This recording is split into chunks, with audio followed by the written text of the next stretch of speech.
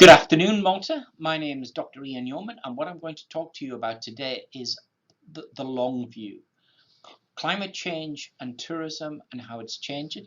I'm also going to put it into context around today and what it means from a COVID-19 perspective.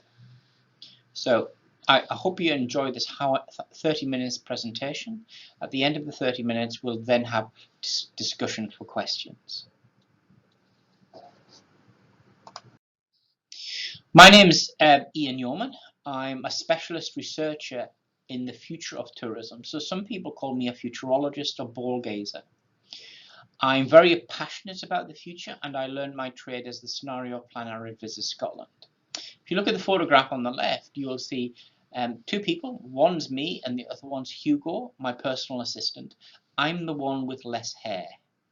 I'm not the ginger nut as you see in the future. I'm presently based in New Zealand at Victoria University of Wellington, and I have a strong background in tourism futures research. For example, I'm the co-editor of the Journal of Tourism Future, and I'm the editor-author of 20 books. And if you speak to Jeffrey, who is a very big Wolverhampton Wanderers fan, I'm New Zealand's #1 Sunderland AFC fan, and that's an understatement. So, what am I going to talk about? I'm going to talk about why is climate change important? Is it something that's trivial, or is it a matter that's serious? So it's trying to understand the context. What will the impact be on the tourism system? What will the impact be on our products? What does climate change and tourism mean politically? So it's about looking forward, because climate change is one of these issues. To many people, it's a long way away. When we look at IPCC scenarios, they talk about 2050, 2075, but many of the issues and impacts and disruptive effects of climate change are happening today. The one thing we don't understand is the pace of change, when it's exactly going to occur. That change is happening now. So the future is today. It's happening already. So a starting point is, if you look at the history of climate change, and if you look at the history of climate change and policy, it's actually something we've been talking about for the last 30 to 40 to 50 years. I was looking at a paper in the journal Tourist Review in 1947, and there was mention about climate change, mass tourism.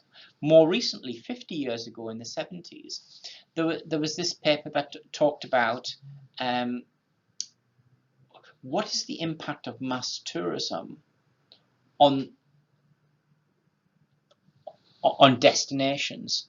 What does too many tourists mean for the deterioration and degradation for a site?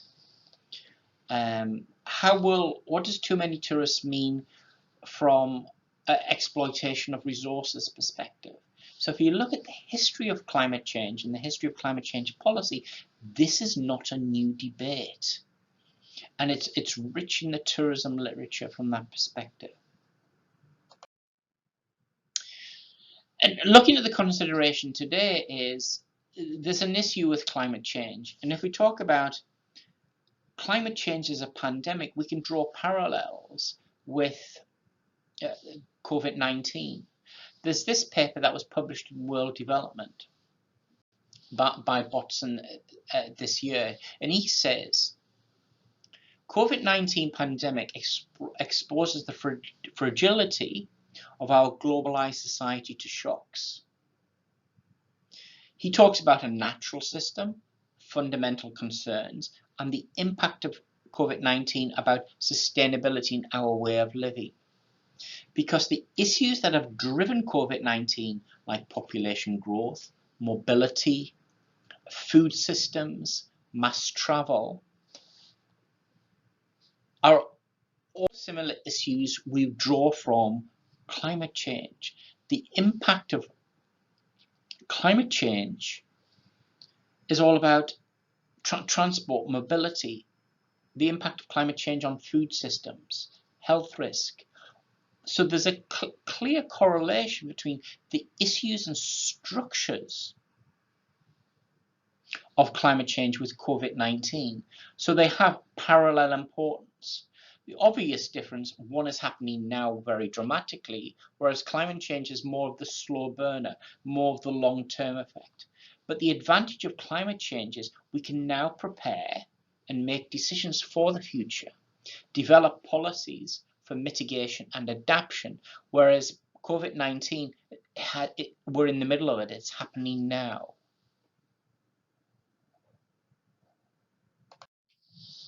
So that's this relationship. So what I want to talk about is to put COVID-19 within the context of tourism, COVID-19 in the context of climate change, and COVID-19 and climate change together, to put that in with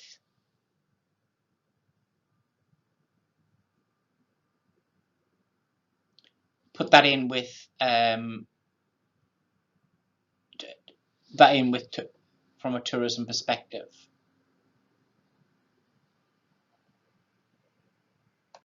So some of the questions I'm going to talk about and some of the questions I'm going to ask is, what is the future of tourism? But I can't talk about what is the future of tourism by itself.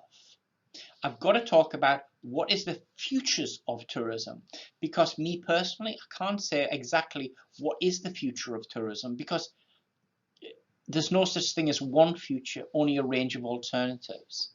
So right at the heart of this presentation are, what are the futures of tourism from a climate change perspective?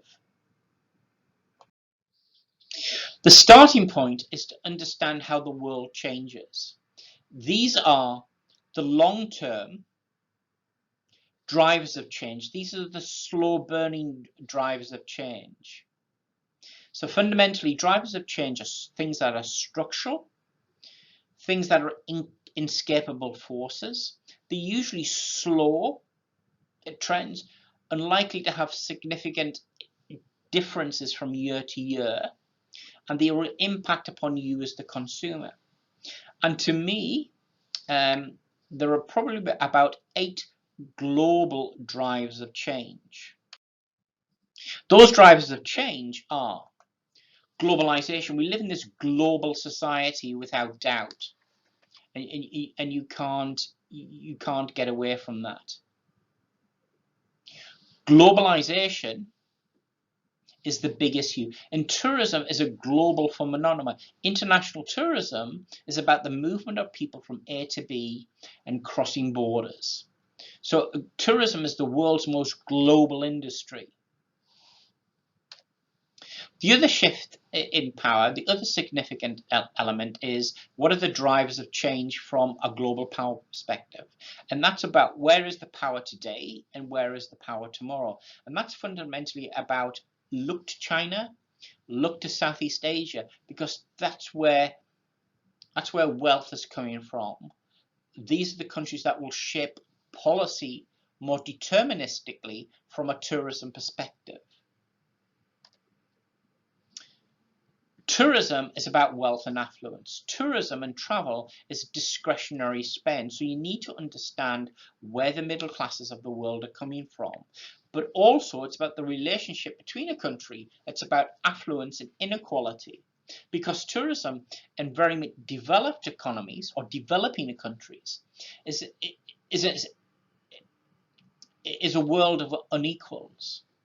Imagine going to Africa. The tourist is fundamentally wealthy. The tourist is fundamentally white, whereas the person that serves you, or the servant, is poor and fundamentally black. So it's about relationships, but relationships between people and overcoming inequality, and what tourism does to manage affluence and inequality. One of the big issues looking forward to is how technology will change tourism. And I use the concept technological singularity. This is the moment in time where the processing power of the computer is better than the processing power of the human. Basically, computers can take rational decisions, emotional decisions, irrational decisions. So think about it. Think about Will Smith and the film I, Robot. The biggest driver of change from a global perspective, to me personally, is demography. This is about aging populations. This is about wealth per aging cohort. So, for example, Jeffrey, who's mentoring you today on this, he's in his 70s, 80s, going on to his 90s. Only kidding, Jeffrey, only kidding. But it's about aging populations and what aging populations means for climate change, because where we have extreme temperatures, if we look in the last decade, we look at when we've had extreme heats and heat waves, it's been the elderly population that's been affected more and where deaths have come from. So this brings us to climate change. And to me, climate change reshapes landscapes, because a destination is what the landscape and the ecology system looks like. If there's no snow, you can't go skiing. If there's no water, you can't have a food system, and the consequences for wine tourism or food tourism. And one of the other concepts to talk about is the concept of mobility. Mobility is about the movement of people, and tourism is about changes in mobility and transport systems. I live in New Zealand, and 99.9% of international arrivals arrive by aeroplane. But mobility has reshaped tourism completely. And the beginnings of tourism in New Zealand, it was all about the sailing ships. It took you 6 months to get here if you came by sailing ship. The next change in transport was all about the steamships. That meant you could get to New Zealand in 6 weeks. Then we invented the aeroplane. You could get here in 24 to 48 hours. So see how structural changes in transport and the science of transport and its advancement changes things. But the final one that determines change is how you behave. This is the tourist, this is the leader, this is the manager, this is the destination. Human behavior. Here we have a photograph of President Trump from the United States. He's an advocate of popularism, make America great again, somebody that puts business first. And his approach, for example, to climate change is very different from many other countries. Under his presidency, the United States has withdrawn from the Paris Agreement, etc., etc. So these are all the drivers of change that shape tourism. So where are we and where are we going? When the United Nations World Tourism Organization started to collect tourism statistics in 1950, they recorded 25 million people took an international holiday. And in 1950, if you went on an international holiday, you were rich. If you flew by airplane, if you were female, you probably wore a hat. If you were male, you probably wore a tie. It was a very upmarket experience. And as a consequence, from an affluence perspective, 25 million people represented 1 in 1,000 people taking an international holiday. Whereas in 2050, based upon my optimistic forecasts, we will have 5 billion people taking an international holiday. And that's approximately 1 in 2 of the world population taking a holiday. So a big shift. And to get from 25 million to 5 billion in 100 years, you make a number of assumptions. And it's one scenario and one forecast. So imagine 5 billion people taking a holiday. What is the impact of that on CO2 emissions? What is the impact on that in the terms of degradation? What is the opportunity for 5 billion people taking an international holiday? Lots of questions which relate to different scenarios and consequences. So climate change and resource scarcity is not an old concept. As you see here, I've just talked about the development of climate change from the 1970s. And I grew up in an era of Greenpeace, fundamentally the world's first environmental campaigners. I grew through an era of the oil crisis of 1973, when the price of oil went from $2 a barrel to $6 a barrel. I've lived through hurricanes.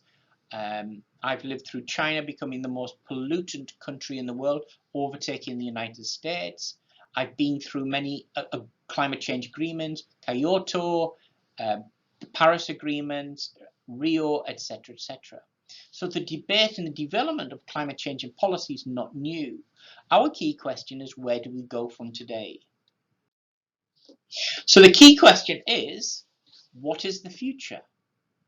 And this is a research paper by Hasfather and Peters taken from the journal Nature.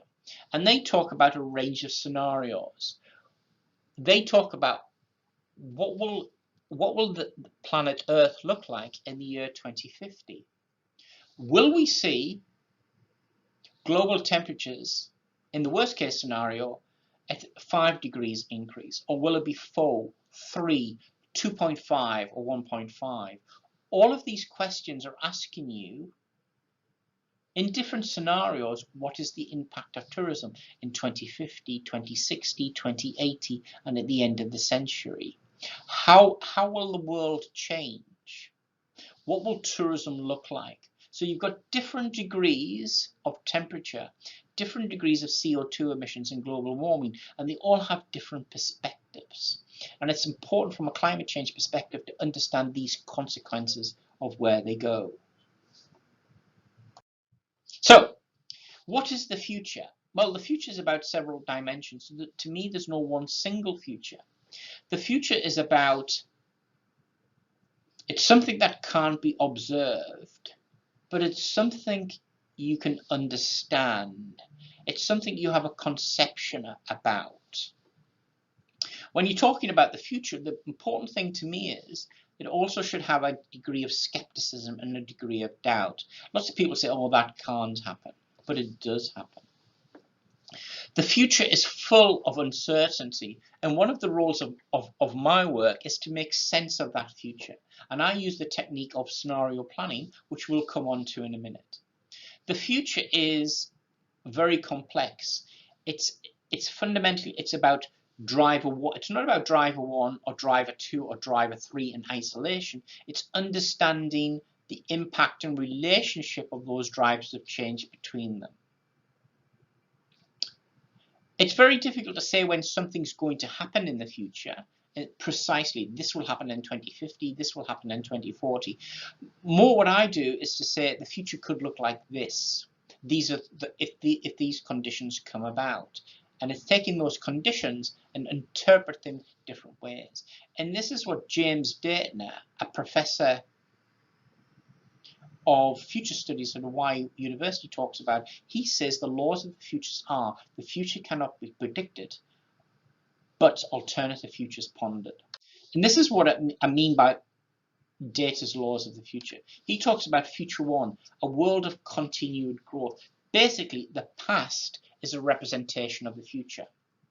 Tourism will continue to grow at 4 to 5% per annum. COVID-19 is just a disruptor. We will soon get back to normal. The world will grow. It's a linear pattern into the future. Taking it to its extreme, will COVID-19 take us to a world of collapse and decline? And if we do have collapse and decline, what is the depth of that decline? Is it permanent or is it temporal? How do we deal with that declineness? Scenario 3, or future 3, is about a world of transformation. This is a utopian thinking of the world, taking the convergence of many drives of change. How will they transform society? And this is what you're looking for, I think, from a climate change perspective. What is the future you want? What is the future in the story you want to tell? And finally, future 4 is a disciplined world. This is a world of compromise where, for example, climate change has happened, but we have to live through change. We have to live through change in how we're going to do and how we're going to get forward. A disciplined future is usually the future we live through in order to get through to a transformational future, for example. So, I'm going to talk about my perspectives of the combination of tourism and climate change looking forward. And to do this, I've constructed 4 scenarios or 4 future states of what data talks about. And how I talk about this is based upon how we behave, societal behavior. So it's that driver of change in the terms of human behavior. And the other driver of change I've selected is climate change and resources. And we do that in the context of tourism. So one way we talk about climate change is what is the degree or temperature. So imagine a world of 3 to 5 degrees, or imagine a world of 1.5 to 2.5. And secondly, imagine a world of me first, a world of individualism, or imagine a world where we work together in the terms of cooperation. And if you put those together, I've got 4 stories to tell you, or 4 pictures I'm going to paint of the future. And those 4 stories are called Scenario 1, Crazy Rich Asians, Continued Growth. Scenario 2, Perfect Storm, about collapse and decline.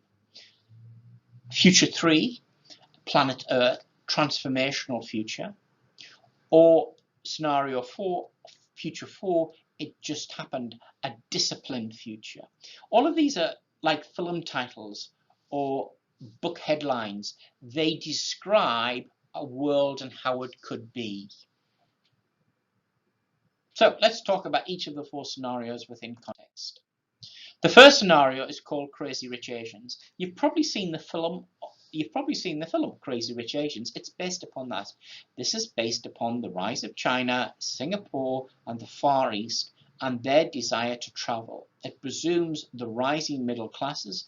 It presumes the #1 item from a luxury perspective is an international holiday. Basically, it puts into context that COVID-19 will be recovered by the end of 2022. And when that happens, we just want to party, party, party and get back to normal. So it believes in a world where economics comes first. It believes in a world where historical patterns of growth from a tourism perspective will be the future. So by 2050, we will have 5.3 billion international arrivals on this planet out of a total planet of 9.7, so nearly over 1 in 2 people having an international holiday. So this scenario is based upon economics as the principal driver of change. The arguments of economics come first. The arguments around climate change is important in this scenario, but it's compromised, it's fudged, because economic wealth is more important. So as a consequence, right at the heart of this scenario is climate change is not a new phenomena. Climates have always changed, so there'll always be degradation. Economics and the progression of humanity comes first. So we have mitigation and adaptation, but it's only moderate. So ponder this. What does this scenario mean for you? The second scenario is called the perfect storm. This is collapse and decline. This is a world where we have resurgence of nationalism, concerns for competitiveness. Because of COVID-19, governments in the last 3 or 4 years have borrowed heavily, and they are handicapped by debt. So as a consequence, they cannot put in procedures to mitigate and adapt for climate change and sustainability. They just cannot afford it. They're very weak in the terms of governance and infrastructure. So the political will towards climate change is at best described as indifferent because of weak global institutions, which results in uneven and uncoordinated responses to climate change. Whereas at the same time, you have highly regulated approaches to climate change in more advanced economies like Europe. But because tourism in this scenario is suppressed economically wise, by 2050, there's only 1.8 billion international arrivals. So climate change, we're seeing clear skies, fresh air, because there's been an organic benefit of no growth. Nature itself has dealt with the issues of climate change because our travel has been suppressed. But this approach is not really good, for example, from a community tourism perspective. Tourism is just for the privileged. It's the end of tourism as you know it today in many parts of the world, including the Mediterranean, Pacific Islands, California, and many third world economies. So we go back to what tourism is in 1890, the 1890s, where it's for the privileged of this world, the aristocracy. Whereas scenario 3, I wasn't recording this. Whereas scenario 3 is about this planet Earth. Scenario 3 is about your utopia understanding of the future. It's about the world gradually shifts. This is what the world wants. We're creating a pathway for sustainability and climate change. We're emphasizing inclusive developments, respect for environmental boundaries. Decisions about climate change are based on evidence, measurements, and procedures to take it forward. The world cooperates in the terms of legislation and implementation, but at the same time, there's lots of opportunity for tourism. Tourism fundamentally changed to a sustainable tourism pathway. Entrepreneurship, innovation, human capital. So we see growth in world tourism in this model at 3% per annum. So it's about a different model of tourism. It's still about mass tourism, but it's a new model in the terms of invention.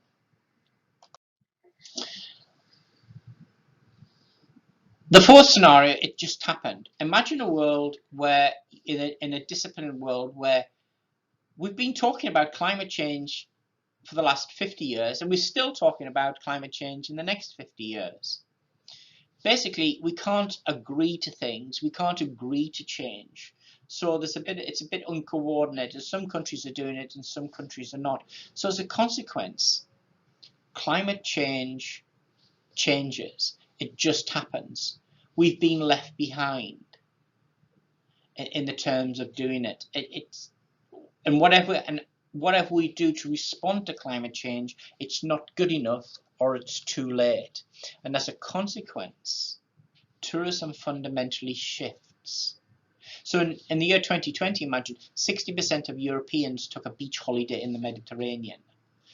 By 2050, that figure fundamentally drops because of coastal erosion, rising sea level, and rising temperatures, which make island and beach tourism really, it's just not a very nice product. We see seasons shift. We see seasons change in the terms of this. So tourism as it is today fundamentally changes and reshapes. But again, in this scenario, I'm a person of entrepreneurship. I'm an optimist. So tourism's still happening.